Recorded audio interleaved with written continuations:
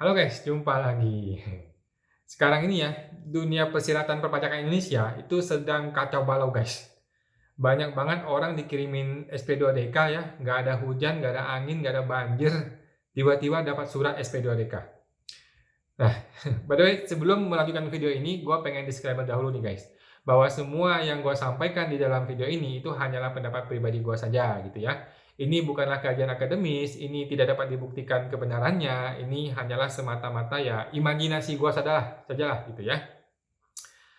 Nah, mengenai SP2DK. Celakanya lagi nih guys, Anda dipaksa harus menuntaskan di bulan ini, di Desember ini juga ya. Jadi, lu harus selesaikan di minggu ini bahkan, gitu. Kalau lu nggak bayar, maka lu akan diancam akan mengalami pemeriksaan resmi. Nah, apakah di antara teman-teman ada yang mengalami itu sekarang ini? Ya, terutama Anda orang pribadi, Anda dipanggil nih ke KPP atau Kanwil gitu ya, dipanggil terus dengan gayanya mereka mengatakan, "Lu harus datang minggu ini juga dan lu harus selesaikan minggu ini juga perhitungan pajak ini." Ya, hitungan pajaknya udah disiapkan nih, udah disiapkan hitungan pajaknya untuk Anda. Anda harus segera menyelesaikan pembayaran pajak itu di minggu ini juga. Oke, Anda harus memilih mau bayar sekarang atau mau dilanjutkan ke pemeriksaan, gitu. Udah nggak ngomongin bukti, udah nggak ngomongin aturan, udah nggak ngomongin hal-hal seperti itu. Sekarang adalah Anda mau bayar apa enggak? Kalau nggak bayar, gue naikkan pemeriksaan nih, gitu.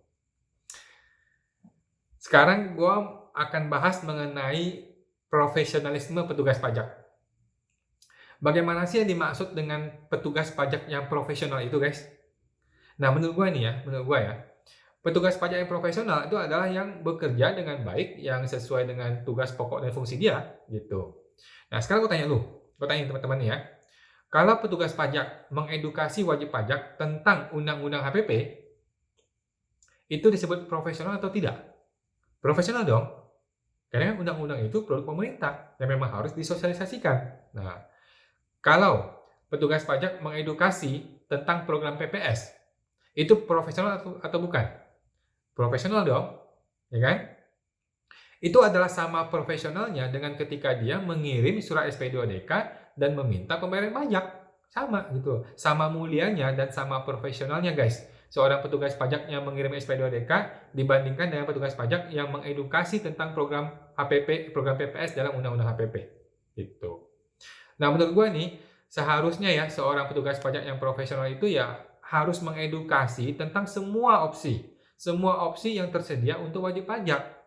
Gitu.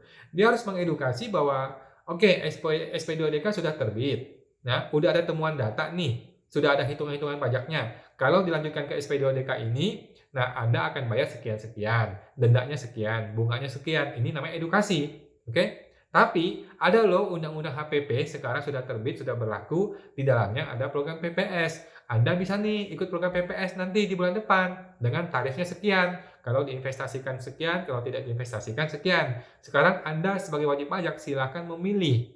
Ya, sebagai wajib pajak lu berhak untuk memilih opsi yang mana yang lu mau gitu loh.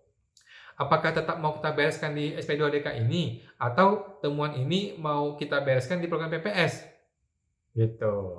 Oke, itu yang profesional, ya kan? Dipersilahkan kepada wajib pajak memilih. Nah, masalahnya adalah yang jadi kendala nih, guys. Pertama adalah bahwa SP2DK itu bukanlah temuan harta. Nah, ini yang jadi masalah besar tuh di situ, ya. Bukan temuan harta, tapi temuan penghasilan atau temuan pembelian dan sebagainya. Intinya penghasilan, bukan harta.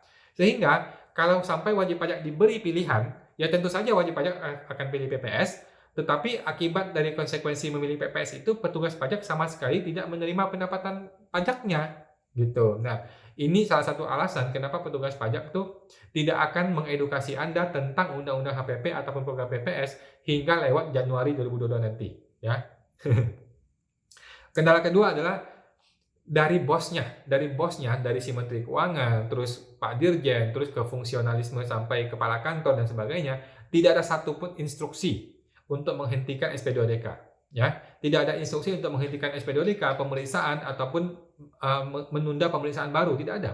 Sehingga si AR yang di level paling bawah yang berhadapan langsung dengan si wajib pajak mengalami dilema besar gitu dalam hatinya gitu.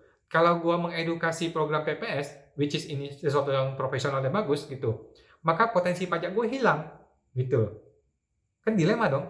Nah, jadi akhirnya banyak petugas pajak yang, ya udahlah masa bodoh PPS tuh nanti deh tahun 2022 nanti, nggak peduli. Sekarang saatnya ngeberesin SP2DK Anda gitu, SP2DK Anda masih diberesin dulu.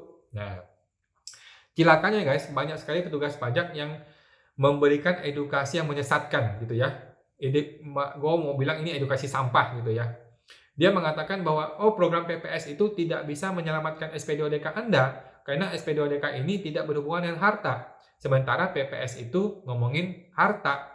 Atau ada yang ngomong bahwa, oh kalau Anda sudah mendapatkan SP2DK, sudah ada temuan, lu nggak bisa lagi ikut program PPS. Nah, ini cilaka ya. Ini adalah edukasi sampah yang dengan sengaja dibelokkan kebenarannya guys. Ini sangat menyesatkan wajib pajak gitu ya. Ini menimbulkan keraguan-raguan dan kebingungan gitu di masyarakat gitu. Dan semata-mata dengan tujuan untuk menekan dan memaksa wajib pajak untuk menyelesaikan pembayaran pajak di Desember ini. Itu doang motifnya gitu. Nah, inilah sikap tidak profesionalisme yang sesungguhnya gitu guys. Nah, sekarang kan udah tanggal 7 Desember 2021 nih ya. Waktu tinggal 3 minggu lagi. 3 minggu lagi yang efektif gitu ya. Karena berikutnya itu sudah liburan Natal dan Tahun Baru. Jadi efektif 3 minggu lagi kita kerja. Betul-betul kerja gitu ya. Pertanyaan gua, apakah mungkin dalam 3 minggu ini akan terbit pemeriksaan baru atas SP2DK Anda? Gue berani ngomong guys, gue nggak mau taruhan gitu ya, tapi gue berani ngomong 99,8% tidak mungkin SP2DK Anda itu bisa naik ke pemeriksaan resmi di bulan Desember ini. It's a bullshit, nggak mungkin gitu ya. Bahkan gue secara pribadi nih ya, gue sampai hari ini di bulan ini belum pernah melihat secara langsung atau dengan cerita orang yang betul-betul mengalami pemeriksaan terbit di bulan ini. Itu nggak ada, nggak pernah dengar gitu ya. Karena SP2DK yang juga baru 1-2 bulan terakhir ini juga nggak pernah ada gitu ya. Biasanya yang sekarang ini sedang diperiksa itu adalah untuk kasus-kasus SP2DK yang sudah 5-6 bulan 1 tahun yang lalu gitu loh. Sekarang baru diperiksa. Itu masih masuk akal gitu. Karena waktu itu nggak ada ketemu solusinya selama setahun, ya udah deh ini orang potensial kita periksa gitu. Nah, kenapa gue bisa ngomong tidak mungkin diperiksa di bulan ini gini ya. Gini loh guys.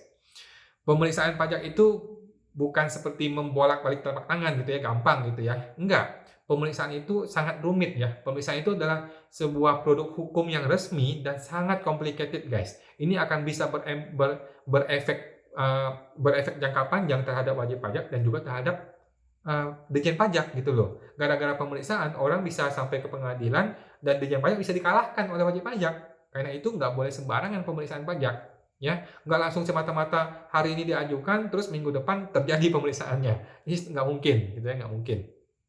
Pemeriksaan itu harus diajukan dulu, dibikin perencanaannya, ada step by step yang harus dilalui, gitu guys. Dari KPP mesti naik ke Kanwil, dari Kanwil mungkin ke DJP Pusat bahkan. Terus dibentuklah timnya, terus diketik suratnya, ditandatangani oleh Kepala Kanwil. Kan Kepala Kanwil nggak tiap hari standby tanda tangan, kadang aja lu ada waktunya gitu, seminggu paling 1 kali dia 1 hari untuk dia menandatangani surat-surat seperti itu gitu lah.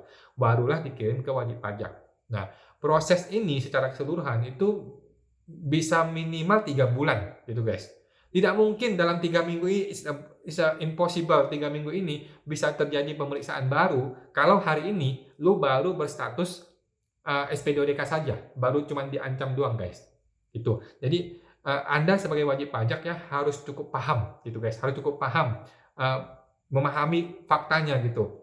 Bahwa tidak mungkin lah ya, kecil banget kemungkinan Anda akan betul-betul dinaikkan ke pemeriksaan dalam bulan ini juga. Nggak mungkin. Hampir nggak mungkin, dan nggak pernah dengar gitu ya. Nah, sambil menunggu ketidakpastian ini, ya sambil Anda gambling gitu ya, Anda siap-siap aja untuk ikut PPS tanggal 1 Januari 2022.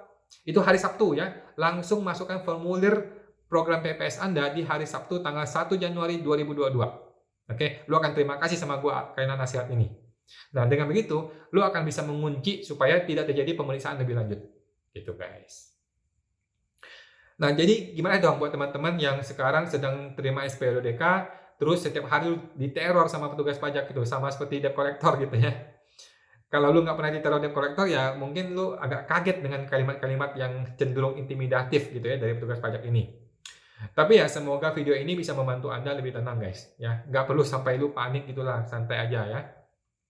Percayalah bahwa pemeriksaan Anda itu hampir mustahil akan terjadi, guys. Ya, semua kata-kata yang diucapkan oleh petugas pajak itu hanyalah perang psikologis, ya. Itu hanyalah upaya untuk menekan batin dan mental lu gitu ya, supaya lu down.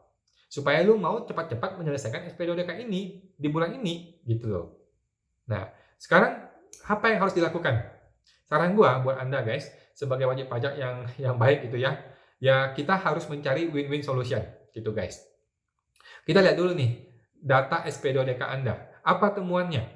Kalau memang ada temuan dan itu betul, data temuan itu benar-benar ada dan pajaknya itu sudah betul hitungannya oleh petugas pajak, maka apa yang harus Anda lakukan? Menurut gua Anda harus bayar pajak. Tapi nggak semua, semampu Anda saja gitu. Semampu Anda bayar pajak sesuai dengan kemampuan ekonomis Anda. Berapa nilainya? Ya terserah kemampuan Anda, kemampuan ekonomis Anda gitu yo. Ya, yang masuk akal juga gitu. Tapi saran gue ya tetaplah bayar ya. Jangan jadi orang yang udah tahu salah, jelas-jelas datanya jelas salah gitu. Tapi gue nggak mau bayar sepersen pun gitu, serupiah pun sama sekali gitu. Jangan jadi orang seperti itu guys ya. Tetaplah peduli ya. Memang di depan mata ada PPS nih, tinggal 3 minggu lagi. Tetapi kan kita berusaha mencari win-win solution gitu ya. Di mana si petugas pajak tetap bisa mendapatkan potensi pajaknya, tetapi Anda nggak sampai tekor gitu. Lu nggak sampai bangkrut gara-gara masalah ini gitu guys. Anggap aja lu bantuin pemerintah juga gitu. Selama ini kan lu sudah bertahun-tahun berbisnis, lu mendapatkan penghasilan itu dengan enak dan lu nggak bayar pajak yang sesuai gitu. Apa salahnya sekarang gantian lu membantu pemerintah? Walaupun sudah jelas-jelas di depan mata ada PPS gitu. Nah, tapi kalau lu menilai bahwa petugas pajak ini sudah keterlaluan gitu guys, ada beberapa orang yang curhat sama gua nih ya, dicari-cari terus masalahnya gitu ya.